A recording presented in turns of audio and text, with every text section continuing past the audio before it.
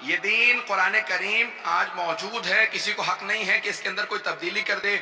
اجتہاد تبدیلی کرنے کا نام نہیں ہے، اجتہاد اس قرآن کو اہل بیت کی تعلیمات کے مطابق سمجھنے کا نام ہے۔ نہیں پہنچا سکا بات کو۔ عزیزان گرامی، نص کے مقابلے میں اجتہاد ہمارے ہاں جائز نہیں ہے۔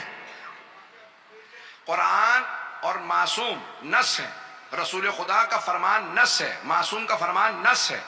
قرآن اور معصوم کے فرمان کے مقابلے میں اجتہاد ہمارے ہاں بدعت ہے، جائز نہیں ہے۔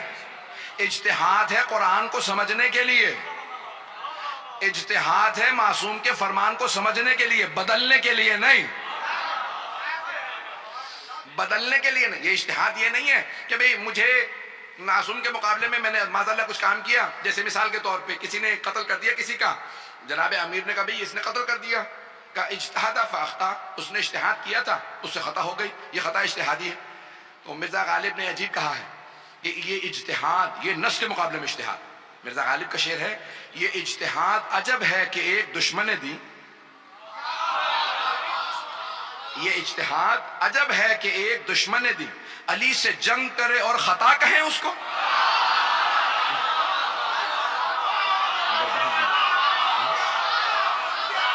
علی سے جنگ کرے، علی سے جنگ کرے اور خطا کہیں اس کو۔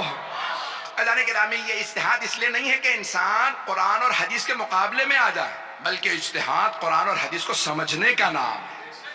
ہمارے ہاں جو کہتے ہیں اجتہاد کا دروازہ کھلا ہے، وہ قرآن اور حدیث کو سمجھنے کے لیے دروازہ کھلا ہے، اس کے مقابلے میں اجتہاد کی اجازت نہیں ہے۔ بات واضح ہو گئی ہے نا؟ عزیزان گرامی، اب یہ آج جتنے بھی افراد تبدیلیوں کی بات کر رہے ہیں، انہیں یہ واضح نہیں ہے کہ جو قانون بتا دیا اسلام نے اس کو سمجھنے کی ضرورت ہے۔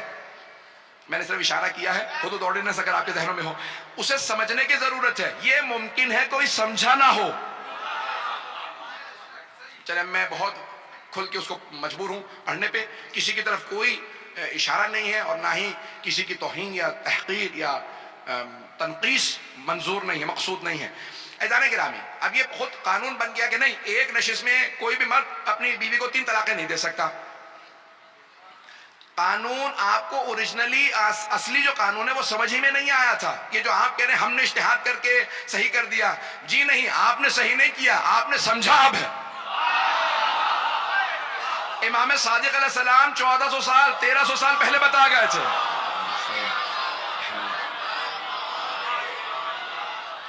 کہ ایک نشست میں اگر آپ 100 دفعہ بھی کہہ دے طلاق تو وہ ایک ہی طلاق ہوئی ہے، کیونکہ وہ ایک ہی طلاق ہے۔ توجہ ہو، دہرانے سے طلاق بڑھتی نہیں چلی جاتی، دہرانے سے۔ میں نے مثال کے طور پہ ایک بات کو دہرا دیا، میں پیاسا ہوں، میں پیاسا ہوں، 100 دفعہ کہنے سے پیاس بڑھ نہیں جائے گی، اتنی پیاس رہے گی۔ پتہ نہیں لوگ ہیں یا نہیں ہیں، دہرانے سے بڑھ نہیں جاتی ہے، وہ ایک ہی طلاق ہے۔ تو امام نے یہی فرمایا تھا۔ عزیزان گرامی، یہ آپ حدود و قیود کو سمجھنا چاہتے ہیں تو آل محمد کی تعلیمات کے مطابق سمجھیں۔ جب آپ قرآن کو بغیر آل کے سمجھنے کی کوشش کریں گے تو قرآن بھی سمجھ میں نہیں آئے گا، کیونکہ قرآن آل کے ساتھ ہے۔